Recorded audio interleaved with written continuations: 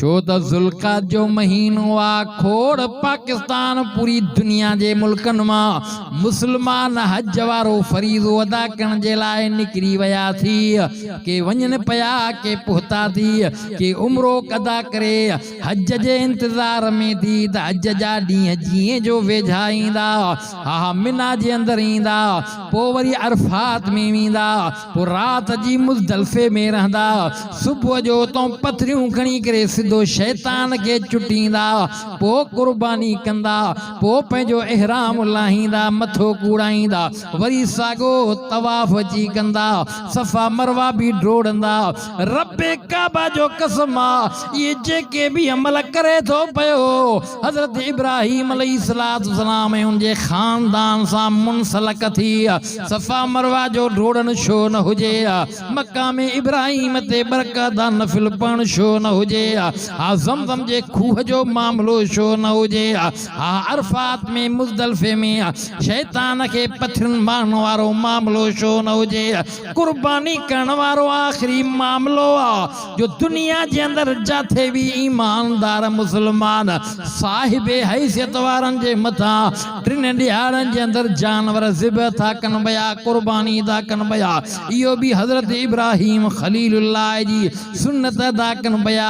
पर होॾे वॾी कुर्बानी आ तुझे मुंहिंजे मथां, मुसलमाननि जे मथां, पैगंबर जे उम्मतनि जे मथां अल्लाह जानवर जी कुर्बानी लाज़िम बणाई आ। जेको साहिबे हैसियत वारो माण्हू हुजे वो जानवर कुर्बान करे 12 महीने जे अंदर, छो त इब्राहीम अलैहिस्सलाम पंहिंजे बच्चे जी कुर्बानी पेश कई आ। कंहिं साहबी अर्ज़ कयो अल्लाह जा रसूल मा हाज़िहिल उज़ाही, साईं ये जानवर कोन था पया अल्लाह जा भी ॿुधा, भला हिननि जो फ़लसफ़ो छा आहे, हिकमत राज़ कहिड़ो आहे।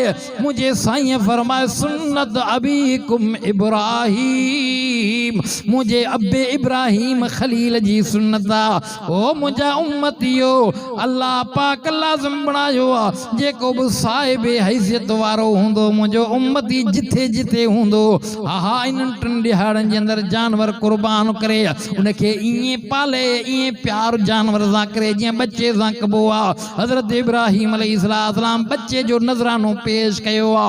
वॾो इम्तिहान हुयो, इन इम्तिहान में कामयाब थी वियो, वापसि वरी शाम हलियो वियो, हेॾे पाणी निकिरी पियो, अम्मा हाजरा डोड़े पियो, डोड़ण बि रब खे महबूब लॻी वियो, हेॾो ज़मज़म जो खूह पाणी तैयार थी वियो, पाणी अची वियो, वसों वधंदी वई आ। हलंदे हलंदे वक़्तु गुज़रियो, हज़रत इब्राहीम अलैहिस्सलाम जो बचड़ो इस्माइल अलैहिस्सलाम चंद सालनि खां बाद में सम्झ जोगो थियो आ, डुकण भण जहिड़ो थियो आ, जबलनि ते चढ़ण जहिड़ो थियो आ। इन मंज़र खे रब क़ुरान में ज़िक्र कयो आ। हज़रत इब्राहीम ख़लील खे ख़्वाब में हाणे ईंदो पियो आ, रब जो हुकुम मिलंदो पियो आ, ख़लील अची जलील प्यारे में प्यारी शे कुर्बान कर। हा इहो इम्तिहान वरी अजीब थी पियो, बच्चे घरवारी खे त छॾे वियो, तॾहिं बच्चो कुझु वॾो थी पियो, डुका भरे पियो। इन मंज़र खे रब क़ुरान में हिन अंदाज़ सां ज़िक्र कयो आ, फलम्मा बलग माअहु साय क़ाल या बुनय्य इन्नी अरा फिल मनाम अन्नी अज़बहुक फंज़ुर माज़ा तरा। चओ न सुभान अल्लाह। कोहण जे लाइ काहींदेसि बि इनकार न कंदी ऐं थियो बच्चे खे मिना जे मैदान ते काहियूं वञे पियो, शैतान विच में अटे कयो, ख़लील पथरियूं खणी शैतान खे हणे पियो। इहो बि अमल ख़लील जो अल्लाह खे वणे पियो जो मुहम्मद करीम जे उम्मत जे मथां अल्लाह इहो लाज़िम कयो हज तव्हांजो पोइ क़बूल आ। मलून शैतान खे बि पथरियूं हणी वञो कि न, हा बच्चे खे कुहे पियो। इन मंज़र के अल्लाह इन सूरत जे अंदर इन आयत जे अंदर ज़िक्र कियो आ। वाह जे फरमा बरदारा, निंड मां जागी बच्चे के तुझे बच्चा जी अब्बा मां त निंड में ॾिसां पियो, अल्लाह जो हुकुम हुयो तोखे कुहां पियो। वाह जे फरमा बरदारी वारा जुमला नंढड़े बचड़े इस्माइल बाबे जे साम्हूं चया जो अल्लाह क़ुरान जो हिस्सो कयो आ। छा थो चवे? बच्चो चवे थो क़ाल या अबत फ़अल मा तुअमर, सतजिदुनी इंशा अल्लाह मिनस साबिरीन।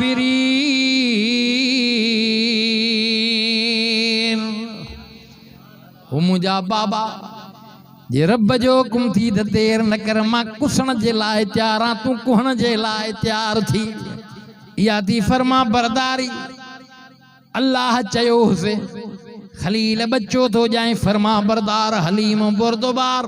वाह जे बुरदबारिया, वाह जे फर्मा बरदारिया।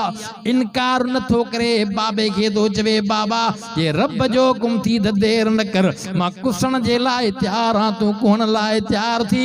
बच्चे के वतियूं थो वञे कुहण जे लाइ। शैतान भी हमलो कयो आ, बच्चे के पेशानी भर लेटाए मथां छुरी वहाईंदो पियो आ, मथां निदा ईंदी पई आ, नादैना गुअय्या इब्राहीम कद सद्दक़्त रोया इन्ना कज़ालिक नजज़िल मुहसिनीन। रब तो फरमाए खलील जी जलील तुझो ख्वाब सच्चो कयो आ। ओ खलील तो सा रस्ते में शैतान ॾचो कयो आ, खलील परेशान न थी, तुझो ख्वाब सच्चो आ। मूंखे कुहाइणो न हुयो खलील, मूंखे इम्तिहान वठणो हो। तूं कुहण में सच्चो, तुझो बच्चो कुसण में सच्चो। वफ़दैनाहु बिज़िबहिन अज़ीम। ये जन्नत जो तुम्बो कुही करे खाओ, पचा अखियूं ठार। जन्नत जो दुंबो अची वियो इस्माइल जे एवज़ कुसी वियो, जो पैगंबर पाण चयो मुंहिंजे अबे इब्राहिम जी सुन्नत आ जानवरनि खे कुहण।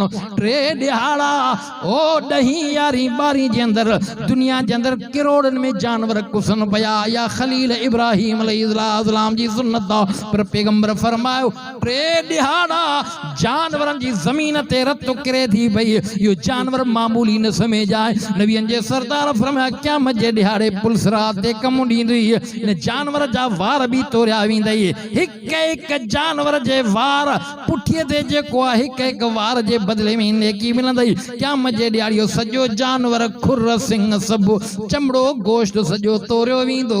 इहो जानवर आख़िर में पुलिस रात ते कम ईंदो।